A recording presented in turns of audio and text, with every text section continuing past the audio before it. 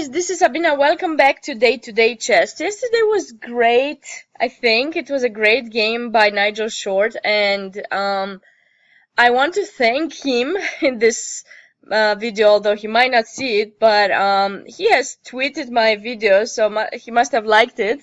I'm getting popular, guys, so I'm just kidding. Hopefully I will be at some point, but yeah, I think I really hope you enjoyed that game. It was so crazy, and I'm looking forward to more of his games. By the way, today he played a very interesting game, but it was so long. It was over 100 moves. He was able to win queen and pawn endgame against Sergei Movsesian. So that's definitely a nice game to watch in the Isle of Man. If you get the chance, I'd recommend you to check it out and see Nigel Short's technique in winning that difficult endgame. You guys already might know that queen pawn endgame are really tough to play, and you always have to be careful not to allow your opponent to give you a bunch of checks, so you need to keep your king safe and stuff like that. But anyways, he was able to win, so that's great. Thumbs up. Looking forward to some cool game of his. But for the moment, let us go back to one of the players that I've shown like 2 days ago. That game was between it was Jan Timman's game that he lost kind of fast against a young German player. This time I found in round 5, so that was yesterday he had a really nice miniature game, and I would really like to show it to you on how to play some Nimzo Indian with white. I hope you might enjoy that. He played, I already introduced him 2 videos ago. If you don't know who he is, he's a top grandmaster. He was playing in the candidates. Now he's the redactor of New in Chess magazine, so aside from that, he's still playing chess, competitively, it seems. And he's playing against international master and women's grandmaster Deimante Daulyte, a top woman player from Lithuania, and she used to be my competitor, let's say, in European youth championships, and definitely a great player. So let's see what happened in this game.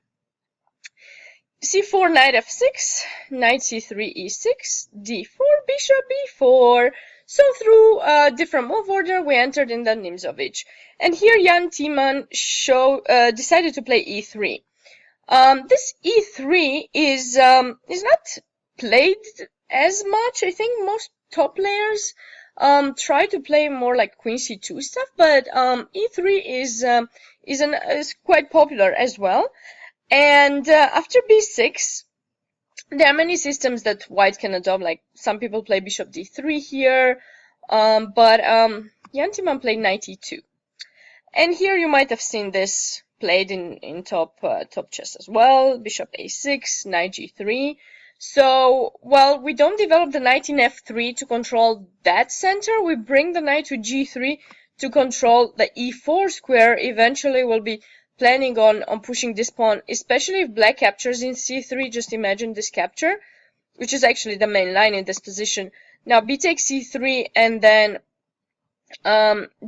white eventually wants to play e4, so that's why black just plays d5 here, and there's bishop a3 trying to stop the castle, and then bishop takes e4, takes, castle. This is the main line of this variation.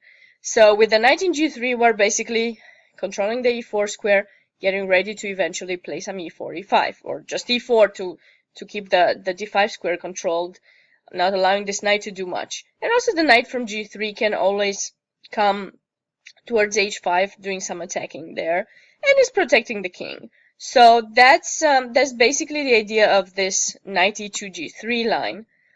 And okay, so what other possibilities are here for black? Well, castle is another possibility. Just seems natural to finish the development. And now bishop e2 has been played before. between Le Quang Liem and Alexander Ipatov. You might want to check that game if you're interested in this variation. D5 castle, takes. This is normally what's happening. So black does give this bishop on the knight in c3.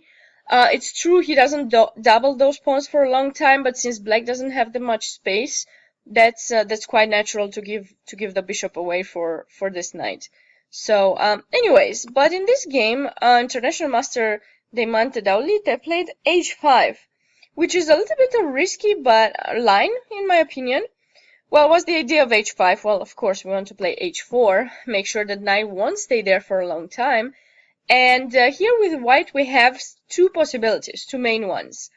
One of them is to play h4, and I think this is the best one to basically stop h4, you know, for a long time. We're giving the g4 square, but it's not that worrisome. And another move here is bishop d3. And the idea of this move is that now bishop b7 castle. Okay, if black takes, we take back, and whenever black plays h4, you actually have two choices. In this particular game that I've prepared to show you, which was between Van der Strikt and Friedman, white play knight h1. So at some point, you know, this knight has different possibilities from h1, either play f3 and bring it into play through f2, or if at some point we're going to play g3, maybe can get out that way, but in general f3 or f4, but in general f3, knight f2. Another possibility, in fact, is to play knight e2 and just, you know, that's basically the thing. You took out the bishop and now the knight comes to e2. Well, anyways, Jan Timman went for h4. I think this is the main line and good way to just stop h4 for white. Okay, bishop b7. Well, the bishop doesn't do much there anymore. It was just developed there to kind of make you move the knight. In the same time, by the way, I think I forgot to mention that here after bishop a6, there's been a3 played as well. And after taking, knight takes. And the knight takes, and like this we're defending the pawn in c4. But okay, this is a nice line for white, I think. Okay, so bishop b7, bishop d2. Why? Well, we don't want to allow the doubling of the pawns anymore if black didn't capture. And as you can see, well, black didn't capture here because when we take back, if you don't castle immediately and you play d5, for example, like we've seen in previous games, I always have this bishop a3.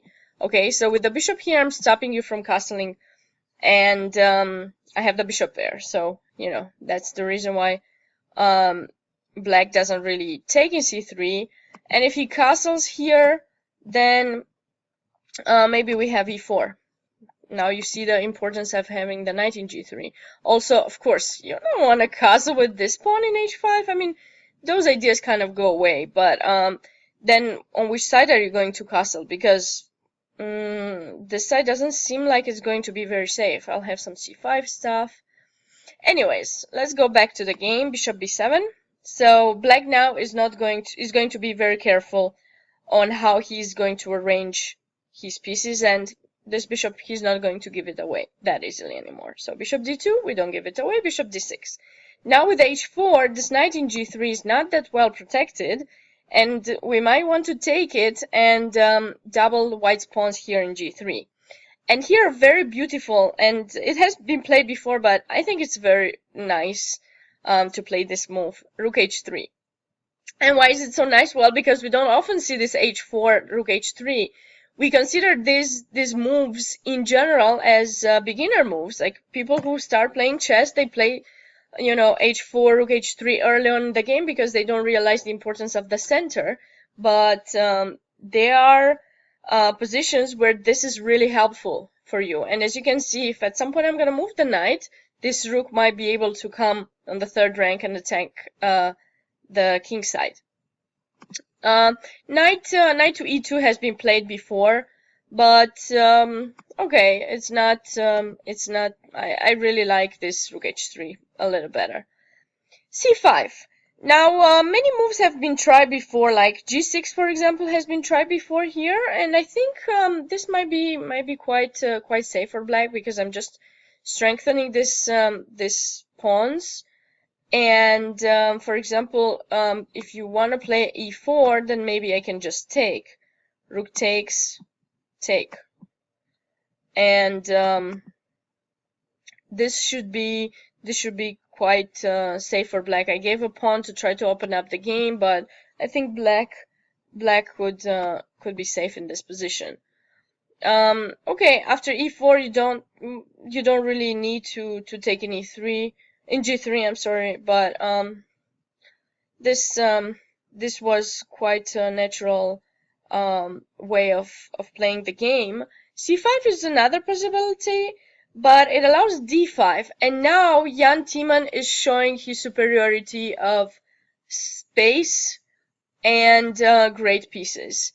Because with black you move this bishop a lot, you played h5, which is a weakening move, and now you allow me to close the position and utilize the weakness in h5. Bishop e7, what to do? I'm gonna threaten some e4, f4, e5 stuff, and you need eventually to move the bishop. Now e4, another very good move. White is just getting the space. So you need to be very careful when you're playing this Nimzovich with black. You need to make sure you're getting the control over the center and try not to weaken your position. d6. Bishop g5, the bishop isn't doing much anymore in d2, so now we need to activate it a little bit more, and g5 is a nice square, trying to, put some pressure here eventually. Not that I'm gonna take, but it's just, okay, knight d7, now bishop e2, finishing the development, and here there was a big positional mistake in my opinion by international master Daulyte Deimante, e5, after which I think that her position with black is compromised. Why? Well, it's just giving the f5 square for the knight, which was immediately utilized by Jan Timman, knight f5. But what else? I mean, you're blocking the position, you don't have that much space, you normally want to be the one who's taking in d5 and create some ideas for yourself. e5 is just, maybe she was just trying to close the position and try to make a draw, but with this weakness in h5, and not having the bishop at least g6, bishop g7, then she could have played e5, but like this is just going to be over for her very soon. I think either g6 had to be played to get the control over f5, and now if white captures, just take back, and if f4 here, okay, we can castle, at least, we've the king is a little bit safer now, hopefully. And the position a little bit open, so white is gonna have some trouble with his king as well. But okay. But yeah, so after e5, knight f5, what to do? Now this pawn is hanging. Bishop f8, right, to try to defend. Now f4. So I'm not keeping the position closed, but I'm only opening the side that I want to. And now g6, for example, if you were to capture in f4, I can just play here knight to b5, and d6 is a problem now. What are you gonna do? I mean, it's really hard to defend. For example, if you play knight b8, I mean, wow, just look at this position. Queen a4 is coming, and if queen d7, we have just knight, one of the knights taking in d6, and you're actually not defending anything, so this would be still quite bad. There's not that much to do now with black. g6, pawn takes, knight takes, now queen a4 check, knight e to d7, what to do? And now this rook from h3 comes into play. Where do you think? On e3. On e3, like I always tell you, the rook on the same file as the king, preparing e5, and after bishop e7, now white played e5, and there's nothing more to do. So international master Daulyte Deimante unfortunately had to resign here, because if you capture, oops, I'm sorry. I mean, I can even do rook takes e5, but I think I can also play d6, but rook takes e5 just looks killing. You're losing material. I hope you enjoyed this game. Stay tuned for more tomorrow. Bye!